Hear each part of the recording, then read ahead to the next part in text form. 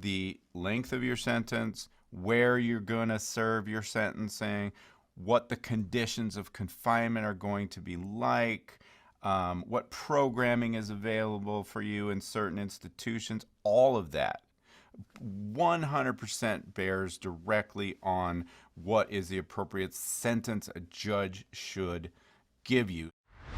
From the very moment a defendant is involved in this system, someone else has control over their story. They want to define that person solely by the crime they may have committed. You have a sentencing date set, and the stakes are high. Both lawyer and client need to do everything in their power to prepare. But the question is, are you ready? I'm Doug Passon. I'm a 25-year defense lawyer, a sentencing consultant, and an award-winning documentary filmmaker.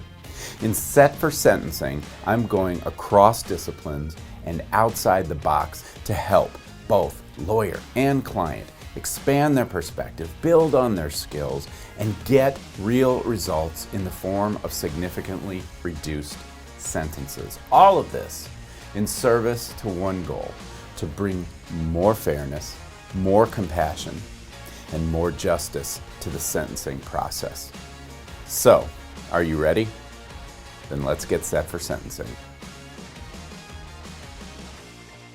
Hey everybody, this is Doug Passon coming to you from Studio 3553 in Scottsdale, AZ.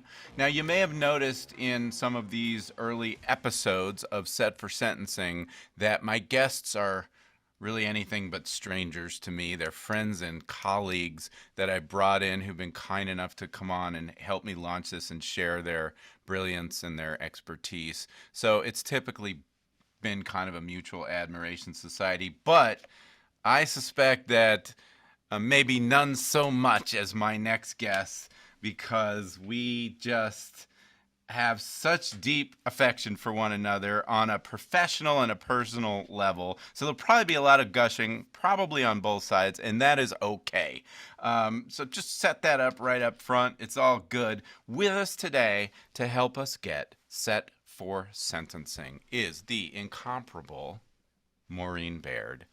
So Maureen Baird is not only an indispensable resource as an expert on all things related to the Federal Bureau of Prisons, the BOP, but she's one of the very best human beings that I've ever known. And so let me tell you a little bit about her background. Right now, Maureen is a consultant. She specializes in federal corrections. So she consults with private attorneys, with federal defenders' offices, with families of individuals facing a possible sentence in the BOP.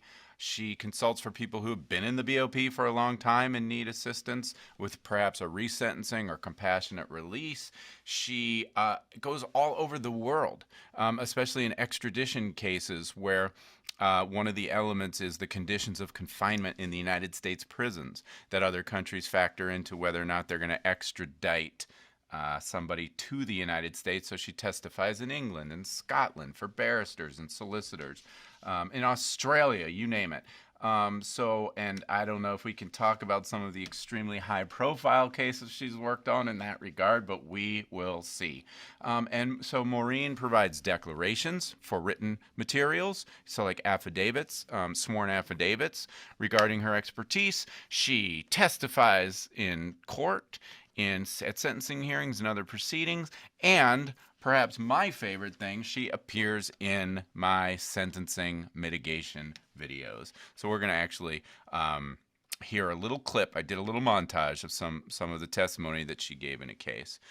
But that is probably her bio is way longer, but I guess I left out probably the most important part, which is what is your experience in the Federal Bureau of Prisons. So rather than me telling them, how about you just tell me your origin story and your journey of through the BOP, where you started, where you finished.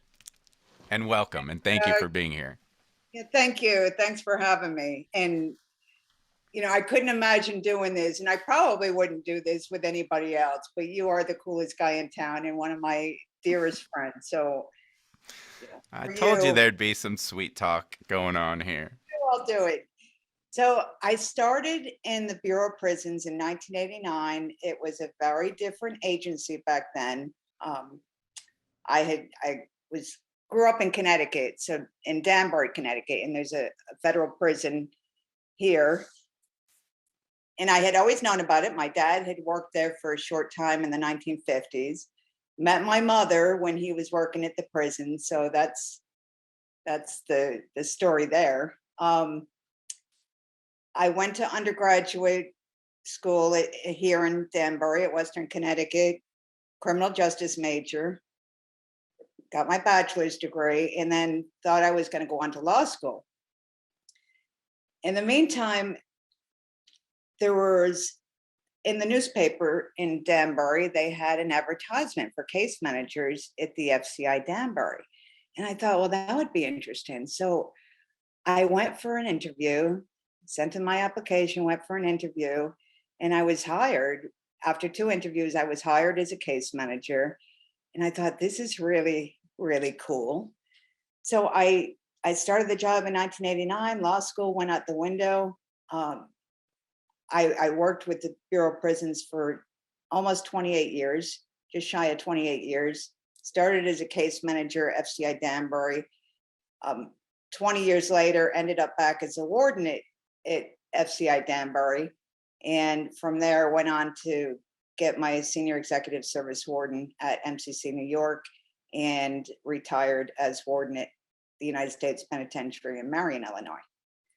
So that's me in a short bubble Which there. and whenever you talk about MCC in New York and Marion, I just smile because, you know, you're just this dynamo. Marion. What people don't know, that's probably one of the hardest, like maximum security, like toughest institutions in the country, right? And then Well, MCC doesn't yeah, even exist anymore. well, that's true. Yeah, and that's very sad. You When I don't was mess around. married, it was already downgraded to a medium, but we had that high security communications management unit there. Um, still required the top secret clearance to work to be the warden at that facility because of the mission of that institution. And a lot of the staff that were still there had been at Marion when it was a level 6 facility before the ADX was opened. So those guys really had a lot of experience with the type of like ADX inmates before the ADX was ever built.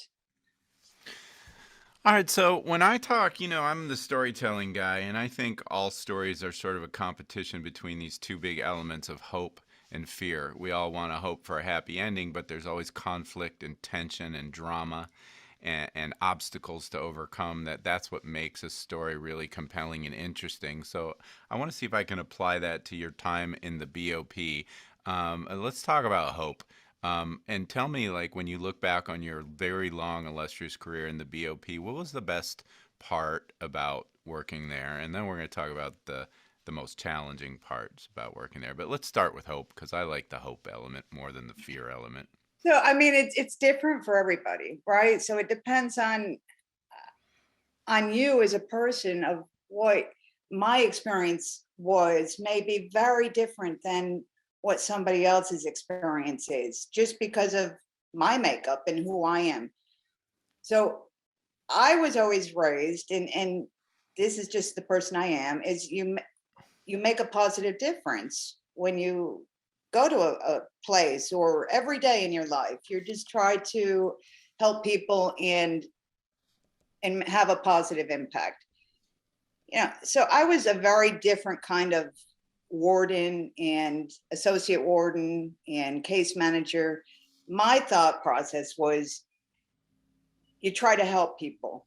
That's not always, you know, the mission of everybody else, but that was my mission.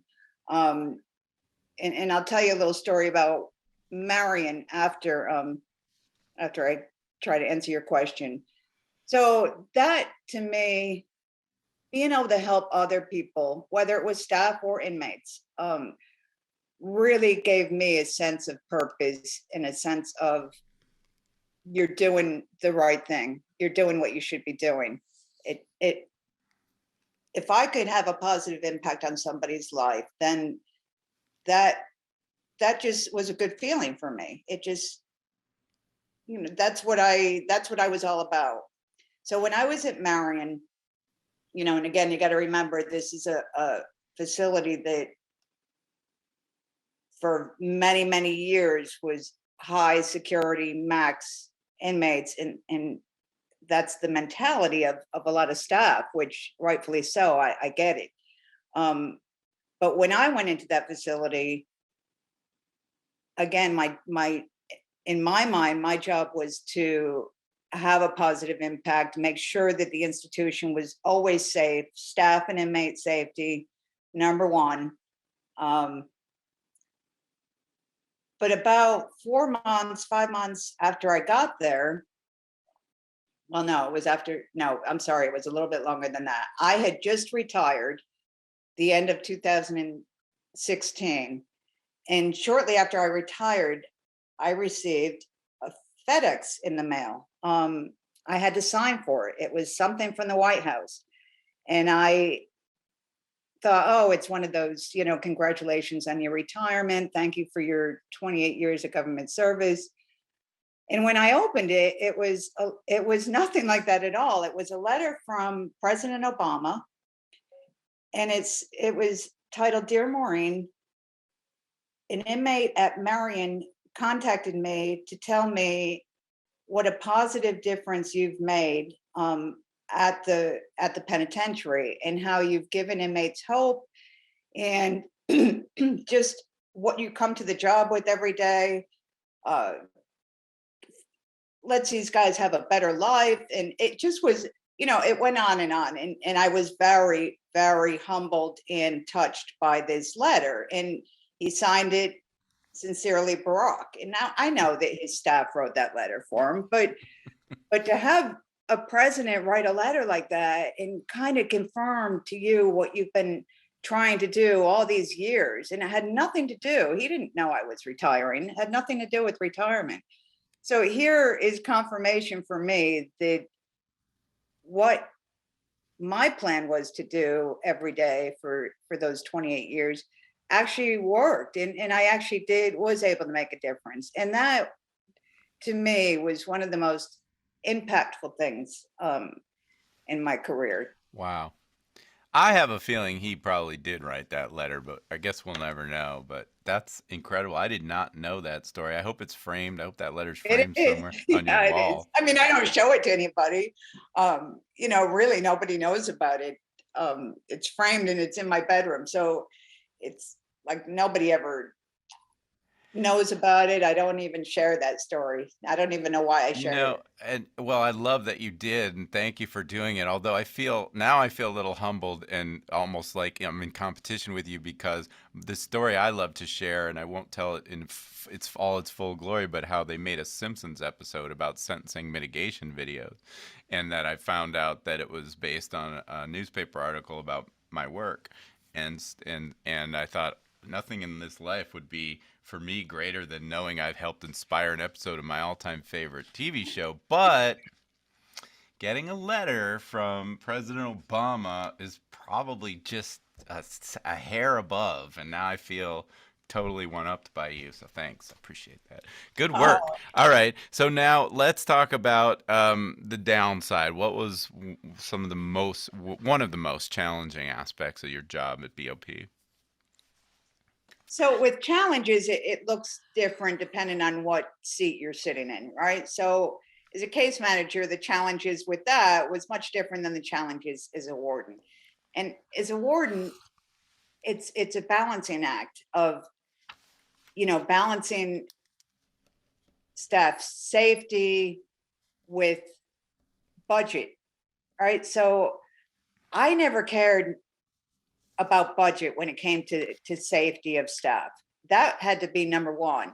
And thankfully, I had a great regional director, Joe Norwood, who he was all about safety too. And And so if my budget in overtime went through the roof, but I justified it as staff safety, um, then I was okay somehow. And thankfully, because I could not give up, you know, protecting the institution, protecting staff, and protecting inmates, um, for the because of a dollar amount. There was just no dollar amount that would do that. And so it was always a balancing act with that kind of stuff. That was a huge challenge.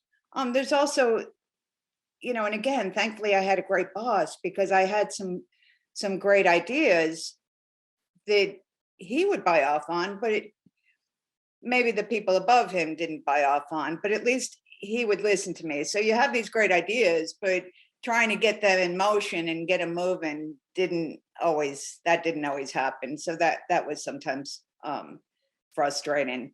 As a case manager, you know, you would really know your inmates. And I tried to know my inmates even as a warden. You really knew your inmates on your caseload as a case manager.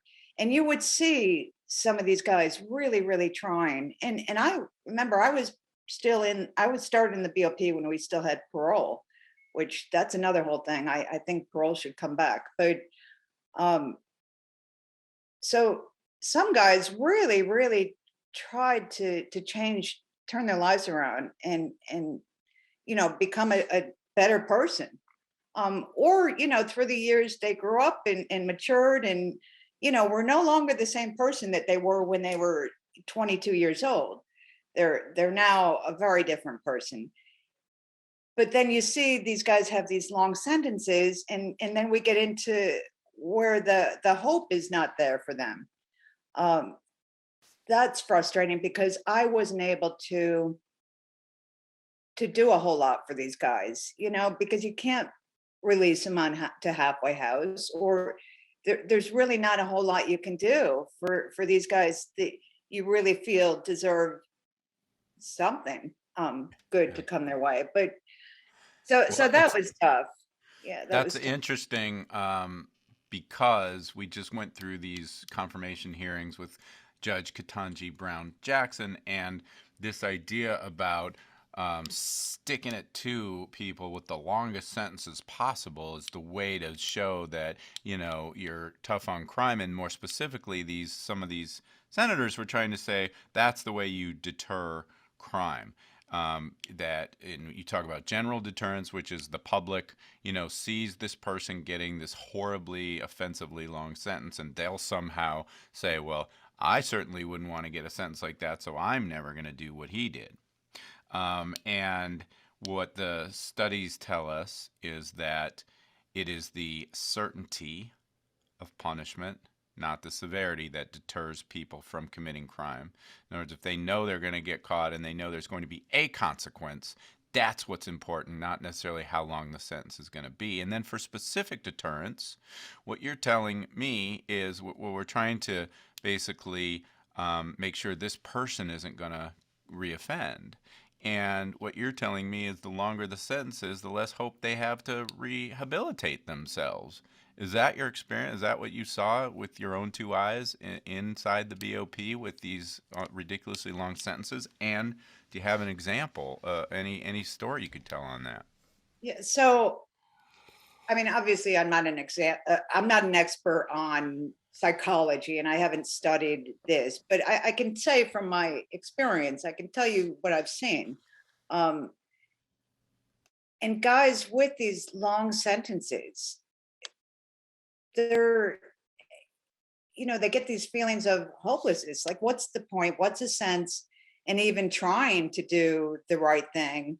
What's the sense in getting, you know, going to all these programs for rehabilitative efforts if I'm not even going to ever see the light of day? I'm never going to be outside of these prison walls. You know, they still have another 30, 40 years to serve. And so to me, no, the long sentences did not serve to rehabilitate somebody. It was really just a matter of warehousing them. And I do have an example, excuse me, a recent example of a case that I'm working on now. It's for a former Air Force military police veteran that was deployed 3 times. They've already tried to do a compassionate release, the attorneys in this case. They're now applying for a pardon. And this is a guy that went to post 9/11, went to Iraq 3 times, saw a lot of combat, saw a lot of deaths, saw a lot of horrible things that I can't even imagine. And each time he comes back home, and each time he's a little further removed from his family, and suffering from PTSD. His last tour of duty in Iraq, he comes home and he's really now kind of separated from his family, and is really only associating with other veterans that have combat experience. That's who he's aligning himself with. He ends up suffering from PTSD real bad, not getting help or treatment that he needs. He also has some medical issues where he has some chronic pain. He goes to a pain management clinic. They prescribe an opioid of some sort to help him with the pain. He ends up getting, long story short, he ends up getting addicted to these opioids. What ends up happening is he needs these opioids. He goes and he robs a drugstore, a pharmacy at gunpoint, and now he's serving, I mean, a really, really long sentence. His release date is like 2057.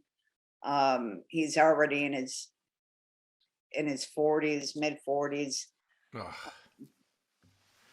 Wow. So that's I like that. So here's the problem with this is he doesn't see anything good ahead. So every time he gets a chance to use drugs in prison, he's using them, but not just any drug. So, and I know it's hard for people to believe. How could you get drugs in prison? But it's all the time. Drugs are in prison. That's no secret, and inmates get them.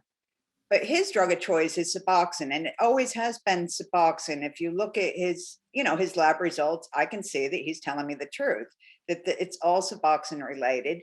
And it gives him like this sense of he can be removed from, being the military police officer, being harassed by other inmates because he has this background and the PTSD that goes on in his head every day.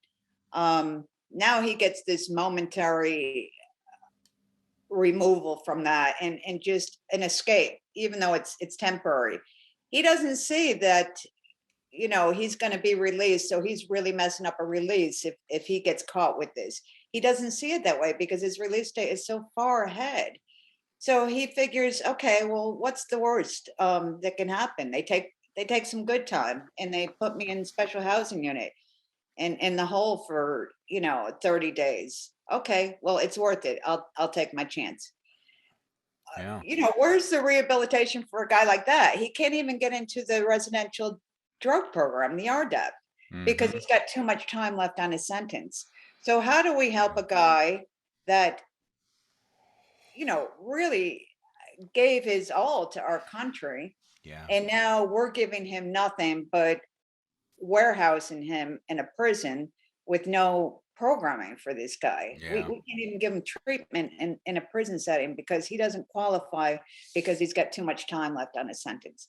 How does that make sense? Right. I hear those stories about vets who never in trouble before they, of course, when they go into the military and they go in to serve their country and they get horribly traumatized at war and they come back very damaged, and we owe them something beyond prison cell for the rest of their lives for what they gave us. But that never. And why didn't we do that before? Why couldn't a guy like this who has been deployed 3 times, why can't a guy like that get released but ordered to remain in inpatient drug program until whenever. Yeah. And if that whenever is 3 years, 5 years, I mean, I can't put a timeline on it, but Sure. until Sure. he's rehabilitated, but he's getting the treatment every day rather than just being warehoused. Right. And it's not in a prison setting where he's getting the crap beat out of him because he served our country as a military police officer. Yeah.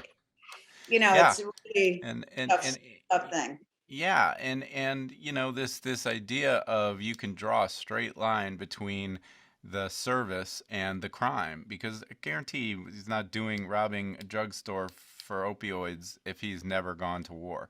It's his life takes a whole nother path. And when he's in prison, he's there with PTSD. The PTSD doesn't go away. Mhm. You can treat it, hopefully, and keep it in check. But I can't think of beyond being at war a more traumatizing environment than a prison setting. Mhm. So, but that is actually a good segue into this idea about, so this podcast is about sentencing issues, and some people may be listening to this going, well, prison is, you've been sentenced, it's after you're done. This is everything about sentencing. The length of your sentence, where you're going to serve your sentencing, what the conditions of confinement are going to be like, what programming is available for you in certain institutions, all of that 100% bears directly on what is the appropriate sentence a judge should give you. So before I dig into that, what I would love to do is I did a little montage from a case that you and I worked on together several years ago.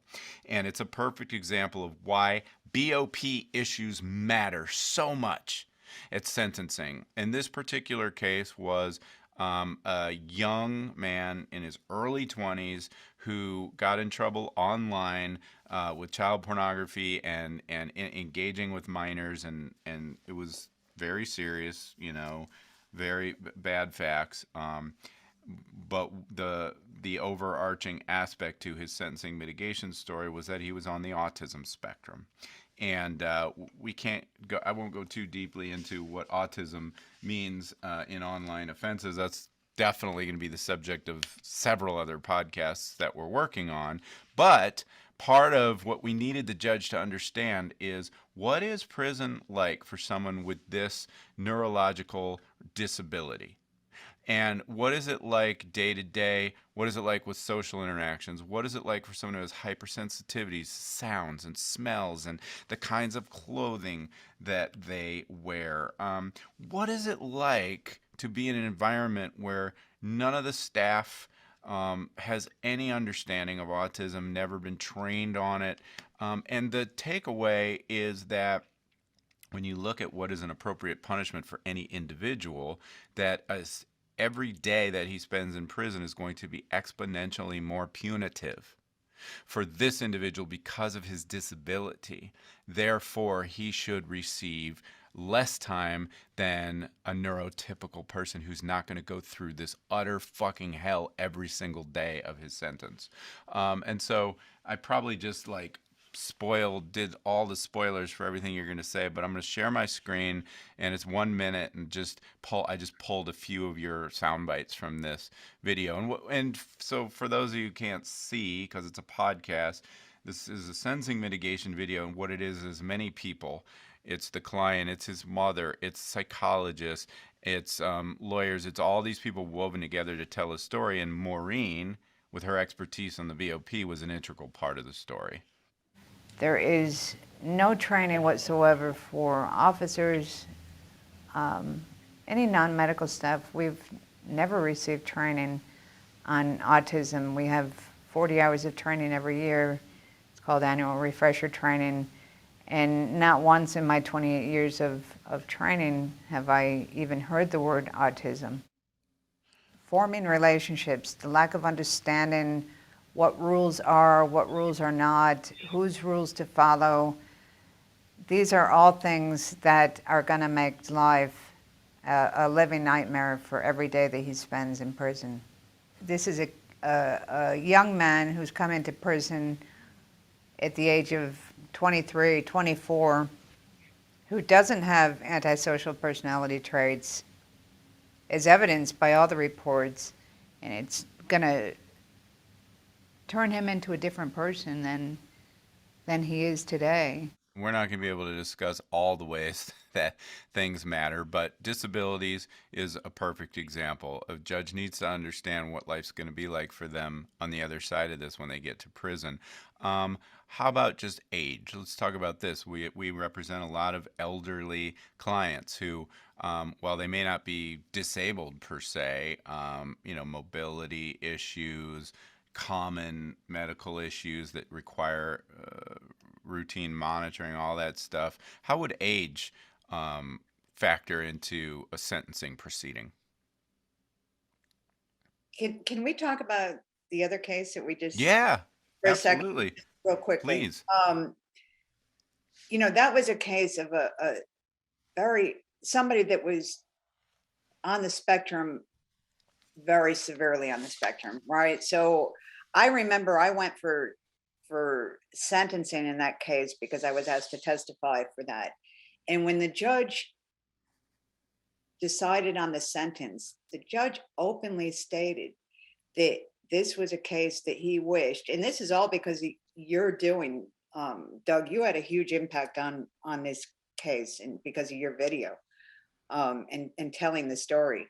But I remember the judge stating that he wished he didn't have this mandatory minimum for this guy because he was forced to give him the sentence he gave him because it was a mandatory minimum sentence, and he wished he could depart from that, and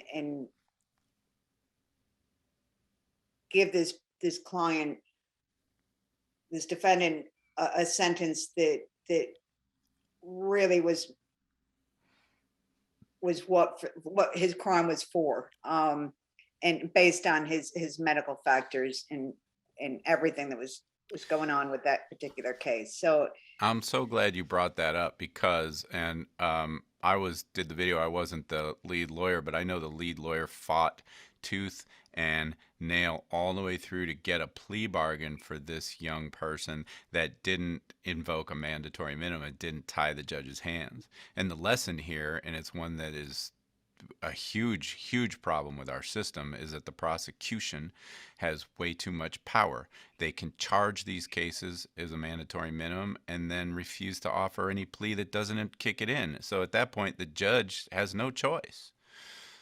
And it's not really, right. if you know this story, regardless if you're on the prosecution side or the defense side, if you don't feel for this story once you hear the whole thing and you understand all the elements involved in this person's life, then you're not even human. I mean, how you have no compassion, no empathy, no nothing if you don't feel something with this guy's story. And I learned a lot of that, his story, through you. I mean, I read everything about the case, but understanding the story through a video in the way you explained it, really was, it had a huge impact on me. This was the first autism case I worked on, and I learned, everything from the expert lawyer consultant that was on the case, who's named Mark Mahoney, who's based out of Buffalo, New York, who really is the leading legal expert on autism, and he's in the video too. But what it made me think about, well, first of all, I have a child who's on the spectrum, so it really reshaped all the ways I think about this, and this has kind of become, near and dear, an issue that I work on over and over again now. But it made me think of all the times I missed the issue when I was a lawyer because people don't understand autism and they don't understand why it matters to a sentencing. Again, another podcast, but I'm so glad you brought up the issue of mandatory minimums because that was at work in this case, and it's just not right. Is there anything else on that case, or should we talk about age, illness, vulnerabilities, all these things that we need to make the judge aware of at sentencing time? What do you think? Yeah, we can move on. I just, Okay. since that particular case, there have been other cases where they were on the autism spectrum, And once you know about autism spectrum disorder, you really know, especially from somebody that has spent almost 30 years inside of a prison, what kind of what kind of experience somebody on the spectrum is going to have versus somebody not on the spectrum. And it's a huge Yeah. difference, and very, very difficult for these guys. I wonder, do you ever look back on your experience and your interactions as a case manager or anything with some of those inmates who were kind of in trouble or odd or a problem, or they just seemed like there was some and having struggles, they were struggling, and now you're like, they were probably on the spectrum. That's what was going Uh, on there. that's interesting that you say that, but those people probably didn't come to my attention because they really are so socially awkward that they wouldn't even approach staff. Hmm. So if that person is having an issue or having a problem, unless it's a disciplinary problem, or then you're just dealing with the disciplinary problem and not the actual what's going on with this person, Yeah. um, that person really wouldn't necessarily come to my attention Hmm. because he's not going to seek out, somebody in authority. Um, with a problem. It's just not their way of doing things. They're trying to hide in a corner, right? Yeah. And hope they don't get discovered. And Um, probably scared in some ways, because if a guard or someone in authority doesn't understand autism and you are on the spectrum, and this canvas shirt or these hard boots that you're made to wear are excruciating because of your sensitivities, your neurological sensitivities, and you went and said, I really don't like this shirt, is so uncomfortable, a guard's going to be like, shut up, get out of yeah, here, yeah, like, or I yeah. can't eat this food, or I don't like the smell in here, Right, it's like, okay, too bad, right. you Yeah, know. it's a real problem. Yeah. But how do you fix that? Because there's so many other things that need to be fixed in the Yeah. BOP, and staff need to be educated on so many other things. So Yeah. how do you fix these other issues? Yeah. Do I think that they need to be? Yeah, I absolutely do. It's just one step at a time. But if people Mhm. aren't taking that step, then how do you ever get to solutions? Yep. Let's talk about aged population, because we worked on another case where the client was probably high 70s or low 80s, and he was facing a prison sentence. And what are some of the issues that come up with an elderly person headed to BOP? So when you have somebody that's even anybody even over their 60s and they end up with a long sentence, it's really a life sentence, right? If it's a long enough sentence, um, and you know, I don't determine sentences or how much time somebody should get for what they did. That's not my job to do that. But my thought is that if somebody is not a danger to the community, why not? There has to be a consequence, right, for negative behavior and for breaking the law. But why not have that consequence be something that really will have an impact rather than just putting the person in that's not a violent individual, putting that person in prison for 20 or 30 years. What's like in my mind, what's the sense in that? It just to me it doesn't make a whole lot of sense. It really doesn't. It costs the taxpayers a bunch of money to warehouse a guy in prison that is not a he's not a danger. Yep.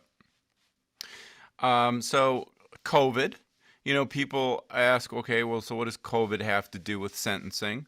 Um, people have no idea what it must be like to be in custody during a worldwide pandemic. But what do you think prison looked like for an average inmate during this pandemic? So there were a lot of lockdown situations, and those lockdowns lasted for an extended period of time and even longer at some institutions. And lockdown means that you're in your cell or in your dormitory for 24 hours a day, 7 days a week. Prison is hard enough, but then you add a lockdown to it, and it makes it even tougher. And now you're taking away visits with your family. For a while, they weren't even having legal visits inside the prisons. They weren't even coming out to make phone calls. And then eventually some things eased up. But now you add health factors along with those things, and there's no social distancing. You can't social distance in prison. It's impossible. Unless you're at the ADX in a cell by yourself with no contact with anybody on the outside ever. That's the only way you're going to have social distance inside of a prison in a situation like that. So you add these, somebody's at high risk, has one of these high risk medical diagnoses that the CDC have said this is high risk if you contract COVID. So a lot of guys died in prison because of COVID, and a lot of the older population. And again, these guys were not a threat or danger to the community. Why were they not released on CARES Act home confinement? And still, CARES Act is still in place, can still be released to home confinement under the CARES Act. The BOP made it a lot tougher for these guys. The CARES Act doesn't stipulate that somebody has to serve 50% of their sentence before they're eligible. The BOP added that requirement. I think personally they overstepped, and I don't want to criticize the agency, but in that case, I would say that they overstepped their boundaries in that they didn't have the right to establish the time frames or the time guidelines associated with CARES Act. Jimmy Monk, for instance, he died at Talladega. He was eligible for CARES Act home confinement. He didn't make it in time. He wasn't even recommended or approved for it to get out in time to be home. Or maybe he wouldn't have died at home if he was released under CARES Act. Well, and it makes me think of Dr. Greenspan, which is another case we worked on. It was a nonviolent, he was doctor and little fraud, small, relatively, by federal standards, not a huge fraud case. And you were on that case, and also Phil Wise, who worked in the BOP medical facility in Rochester, among other things. And he had cancer, Dr. Greenspan. And part of what you were both saying is that, the BOP is not really that well equipped to handle elderly patients, let alone elderly patients with real serious illness. And what the BOP loves to do is send a little form letter that says, "We got this, don't worry about it. We're great, no worries." And they submit this letter, and it's the same in every case, that we're equipped to handle any medical issue and there's no problem in the BOP. Well, how long was it that Bernie was in prison before he died? He died. And maybe a couple of years into it, and he died in prison. And I'll never forget that, because we said, this is what's going to happen. Mm-hmm. And okay, too bad. Got to go to prison. So anyway, well, let's talk about, That's interesting, though, if I can just stop you for a second. With the BOP form letter that you talk about. Yeah. So that's always going to happen, right? The BOP is never going to say, no matter what the case is, they're never going to say that we can't handle this case, no matter what and how extensive the medical is. They're going to have an answer for it, and they'll never testify that they can't handle a case. It's always going to be not a problem. So here's the solution then.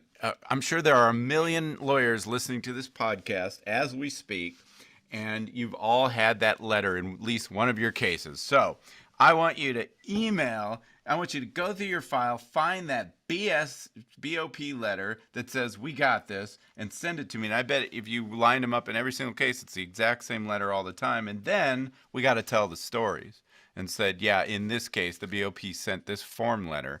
and my client was dead in 2 years. And what happened in this case? My client had cardiac arrest, and now he's brain dead, because the BOP didn't get to him in time, and he was unconscious for too long, or whatever the case may be.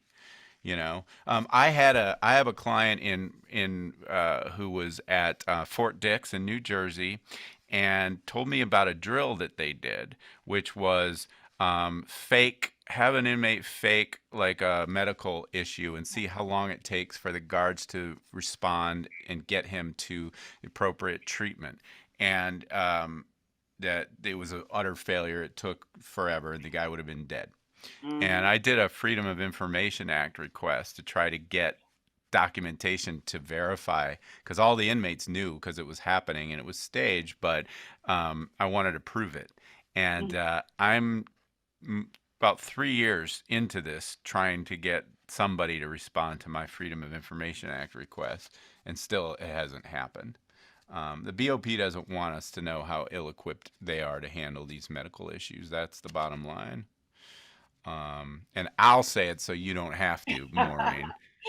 But so there are little things for lawyers and inmates that come up that we don't know what we don't know about the effect something's going to have down the road on someone's sentence. So I'll give you a perfect example. Um, had a client who was very well educated, but he didn't submit proof of his that he got a GED Mm. to the probation officer who was preparing the pre-sentence report. So it said in the report, unverified high school education. And as a lawyer, I might look at that and be like, all right, well, so who cares? Like, who cares? Why Yeah. would something little Big like that even problem. matter? Yeah, I know it sounds like such a small thing, right? But it's really a big problem, and for many different reasons. But it's really the responsibility to verify the high school diploma is the probation officer's responsibility. It's not the defendant or the defendant's attorney.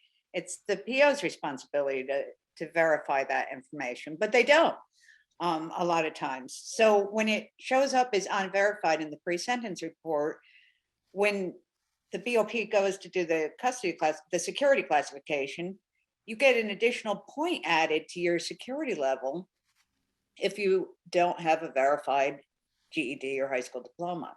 So that's one, it impacts your security level classification. Two, you get to the institution that you're designated to, and immediately, um, almost immediately, you have to start GED classes. And you can't, it's not a thing that you can refuse GED classes. You have to go and take at least 240 hours of GED classes, or you get your GED, whichever comes first, before you're even exempt from the GED program. And the worst part, I have a client right now who has a higher degree. He has a GED, or he has, I'm sorry, a high school diploma, but it was unverified, just like you talked about. But he has an associate's degree from a school in Massachusetts. The Bureau of Prisons policy says if you have a higher degree, then you don't have to take that GED if that higher degree is verified. This individual at the prison that he's at, they're not even following their own policy. Like they're still making this guy go to GED classes because they don't realize that their own policy says if you have a higher degree, you don't have to participate in GED. So So this guy absurd. who was actually educated, but the real craziness of it all is they have him teaching the Spanish GED. So is that not, so he's a tutor in the education department, taking the GED program, but teaching the Spanish speaking GED to the Hmm, other inmates. that is crazy. And when we talk about, so we talked about this in connection with the risk security level classification. And that is another thing that, I was a federal defender for 12 years, and I don't think I was hip to the importance of the BOP point scoring system and why it even mattered at sentencing. But, the truth is, and, some people know this, some people don't. BOP takes primarily the pre-sentence report and uses that to do this scoring process, and that determines whether you're going to a high security, medium security, low security, or a camp. And of course, a camp is like the brass ring. People want to go to a camp, and the BOP has to take all that information and do this scoring. So if that information is not right or it's not complete, you could end up in a higher custody situation, which is more dangerous, more restrictive, and a way harder sentence to be served. Is that right? Very true. So I was one of those people that worked in regional offices, did designations, and that's some of what I do now is I do this security scoring for, once the pre-sentence report is done, I'll do the security scoring and determine what the classification is going to be. Because it's not as simple as you put numbers on a piece of paper. There's public safety factors for sex offenders, public safety factors for certain sentences over 10 years, detainers, all those things that really take precedence over the numeric score value. A public safety factor outweighs the actual scoring. Well, and we just had a case like that together where that was so important because it was a federal case and it was a mandatory minimum, another one of these mandatory minimum of 15 years, but the guidelines were like life. So the judge had the full range, but he also had a state sentence for the similar conduct, which raised his risk, all that. But basically, you said if he gets more than 20, Mhm.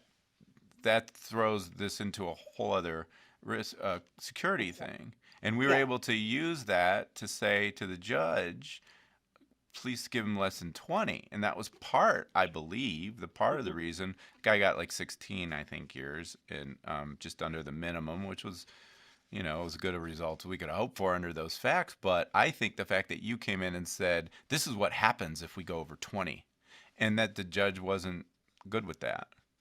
Yeah, and I think, in that case, I did a declaration. I think you attached it to the sentencing memo, Mm-hmm. right?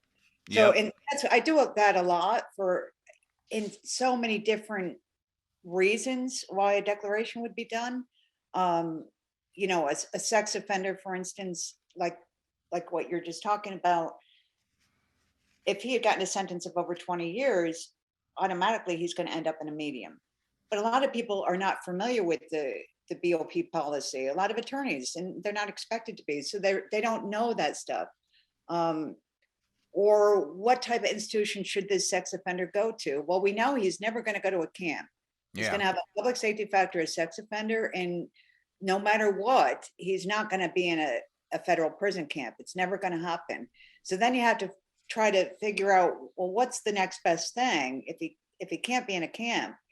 And for most of these cases, personally, because being a sex offender in prison is that's one of the worst crimes. Hazardous to your The other, health. yeah, can be safety issues, all kinds of stuff. The best case scenario for sex offenders is to be in an institution where there's a large number of sex offenders. Well, what are those institutions? It's the institutions that have the sex offender treatment program. That doesn't mean that person has to be in the sex offender treatment program. It's a voluntary program. If he's not interested, he's not interested, and that's fine. But to be around a lot of other inmates that are sex offenders will be a whole different experience than being at an institution without a lot of sex offenders, and then you're being singled out and ostracized by the rest of the population. Where, I've seen it for myself. We had the sex offender treatment program at USP Marion. I know that having the large number of sex offenders provides a little bit of a safety valve, probably a lot of a safety valve, because now they have somebody to eat lunch with, they have somebody to eat dinner with, they have somebody to go to the gym with. In another institution without that, it's going to be a real tough way to go for those guys. Yeah, and when you're arguing at sentencing, the issue isn't judge. We want him to be in a low facility because it'll be easier.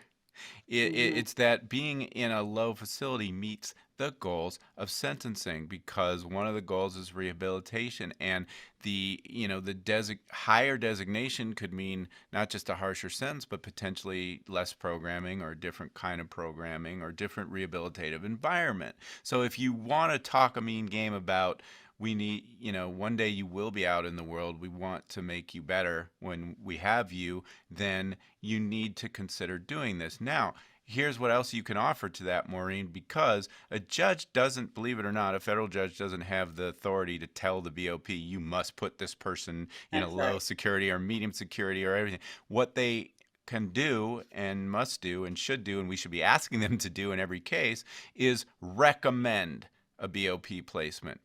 And normally, this again, my rookie self, a lawyer, would say, well, judge, please recommend a facility that's close to home. That's all we knew, because Yeah. you don't want to send to the other side of the country and be away from their family. That's almost the only time we ever ask a judge for recommendation. Once in a blue moon, my client wants to be a welder, and I find out this facility in Poughkeepsie has a welding program or something, and I'll Mhm. ask to go to Poughkeepsie, but it's not really Poughkeepsie. But um, how can you me help the judge do a recommendation that goes to the BOP that might actually influence them? Yeah. So I do a lot of those now, and I got a call this morning saying, "Hey, the two recommendations that you just did 2 weeks ago were like they both worked, and both of them got into the institution that was recommended." So there's more to a judicial recommendation than just placing it at a facility in close proximity to his legal residence and family. There's certain verbiage that you can use in a judicial recommendation if the judge will agree to use that language. That, and I can't say there's always, a failed. There's 100% guarantee, but there's certain words that you can use or reasons why you're asking for a particular institution that, if added to the judgment and it's in the judicial recommendation, the BOP is more apt than not to follow that judicial recommendation. Um, it's just That's just the way it is, and again, it's not always, but there's certain things that I'll know about a particular institution that maybe will help strengthen the potential of getting that person into a location or into a facility where it would be much easier for him to do his time. No prison time is ever easy, And let's make it the best that we can, right? and on that subject of following the judge's recommendation, I have heard this story, and I still don't, to this day, don't know if it's true. But what people say is that if the judge recommends and the BOP doesn't follow the recommendation, that they then have to report back to that judge and explain why they didn't follow her recommendation. Is that true? You just gave my secret away, Doug. Ah, But okay. Yeah, so I mean, the reality is the BOP, the person sitting behind that desk doing the designation that day, if the court has recommended that they want a letter to the court when the recommendation is not followed, that person doing that designation doesn't want to have to write a letter. That's just one more thing on his to-do list or her to-do list. And so if at all possible to be able to follow that recommendation and it meets all the guidelines and this is a good fit, that person is probably going to get that recommendation because the designator doesn't want to have to do a letter, doesn't need anything, already has a long list of things to do today, so does not want to have to add a letter to his. but it's so correct. Tell me what's the true story? The true story is they only have to write a letter explaining to the judge why they didn't follow if the judge asks them that Yes. they want to know. That's not automatic that they have to. It used to be like if we didn't, when we were doing the designation, if we didn't follow the court's recommendation for a specific placement, we always had to write letters regardless.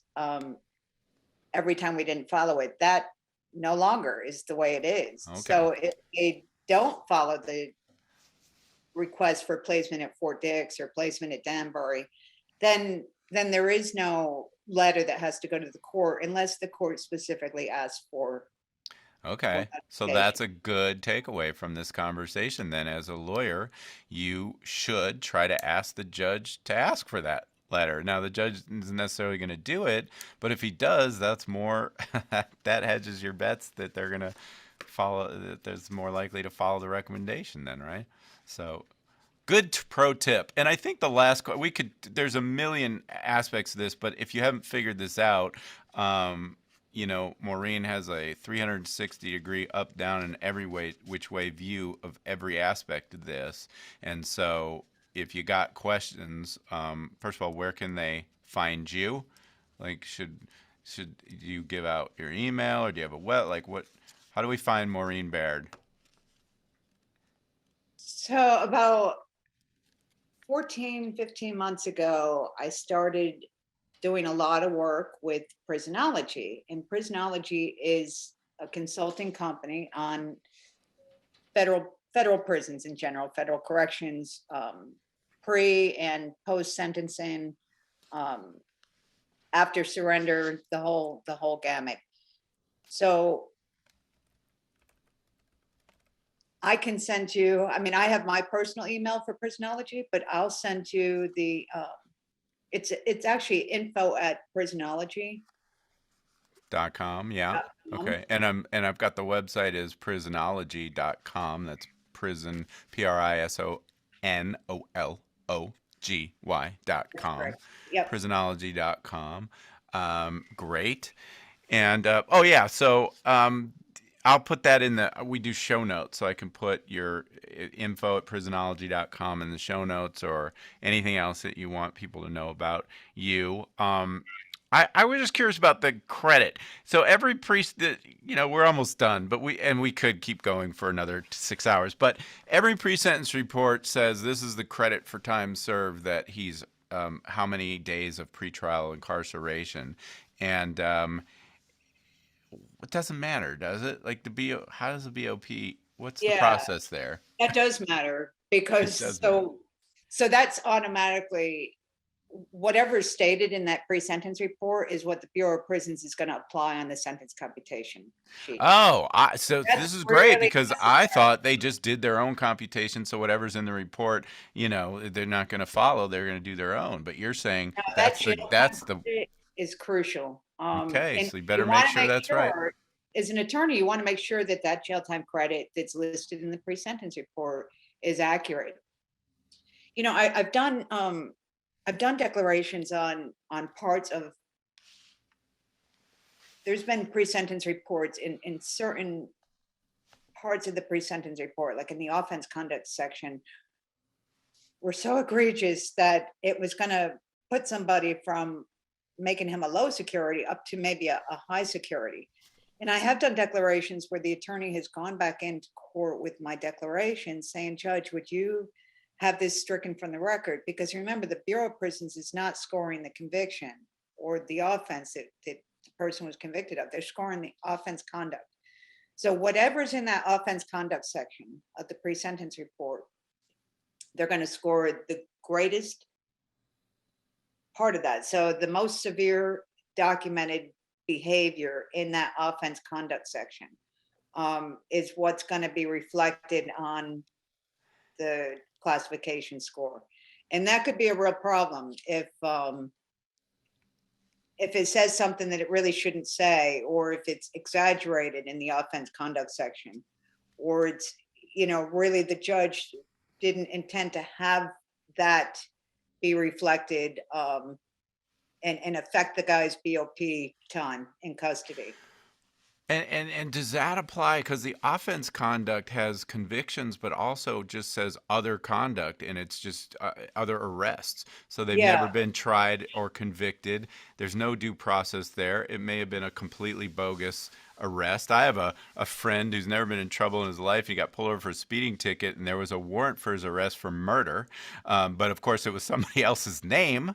And by the time it didn't take long to sort out. But if you run his record, he got arrested for murder. Yeah. But so does a BOP consider that stuff too? So, yeah, and that's really important, like pending charges and what that means for somebody, or a concurrent versus a consecutive sentence and what that means. And is it scored as a detainer or is it not scored as a detainer? And does the Okay. BOP know what their own policies state? I found that sometimes they don't always know what their policy states. But anytime you have a pending charge, if it says pending or there's no disposition in the pre-sentence report, the Bureau of Prisons, and for initial scoring, is going to use that as a pending, it's like a detainer. And the person's going to be assessed points based on whatever that charge is. If it's a sex offense, it's going to be at least a high security detainer. If it's a sex offense that involves Wow. behavior that involved touching, then it's going to be a 7-point detainer, which is going to make a huge difference to what happens to this guy when he goes into custody. Wow. So those pending charges really need to be clarified. But for purposes of a consecutive sentence, if the consecutive state sentence is going to be absorbed within the federal sentence, and I know this is going to get confusing, then the BOP is not supposed to score that as a detainer because it's absorbed within the federal sentence. But a lot of times BOP does score as a detainer, and that's a problem. And I've worked with attorneys on how to get that resolved. Wow. It's not an easy thing to do sometimes, just depending on which institution it is Yeah. and what that, what the history is of that institution. But I'm very familiar with that type of policy, and yeah, a lot of guys run into a problem with that. Well, I think maybe the play is next time I definitely will have you back, probably a lot of times, but next time we get a pre-sentence report redacted and just go through it line by line, and you can tell me all the ways that I screwed up by not asking the judge to fix it. Or maybe it'll be a pending case, so I won't screw it up. But I just want to make sure that anyone listening understands that there's probably a use for Maureen in any case that you have pending sentencing in federal court, and maybe beyond that, and that you don't have to be a private lawyer or a well-resourced client. Maureen does a lot of work for federal public defender agencies. In CJA cases, judges will fund your work, right? So you can, Yes. this is not just a fancy accoutrement for rich people. This is for everybody, and everybody needs Maureen. So I just want to say thank you so much for Yeah, it coming was on. great, This was an awesome I enjoyed way it. to spend the morning. And so I think we're going to sign off, but everybody reach out to Maureen. You're amazing. Thank you so much. Thanks so much, Doug. It was great. That's it for today, but before we go, I just wanted to take a moment and say thank you to you, the listener, for spending time with us today getting set for sentencing. Whether you're a lawyer, someone who could use the help, or maybe you're just a true crime buff who loves the inside scoop on how this whole thing works, I am so glad you're here, and I hope you keep listening. If you like the podcast, please do me a favor. Spread the word about Set for Sentencing and give us a rating and review on the iTunes podcast platform. It would really help. Last but not least, if you're interested in knowing more about what I do, mitigation videos, case consults, live teaching, on-demand educational content, books, articles, all of it, please visit www.dougpassonlaw.com. I'm Doug Passon. Until next time, hang in there. Wait a minute, that's a stupid way to sign off on a podcast about sentencing. Hang in there. What's the matter with you, man? I guess they call that gallows humor. Sorry. All right. Well, I will see you next time on Set for Sentencing. Bye-bye.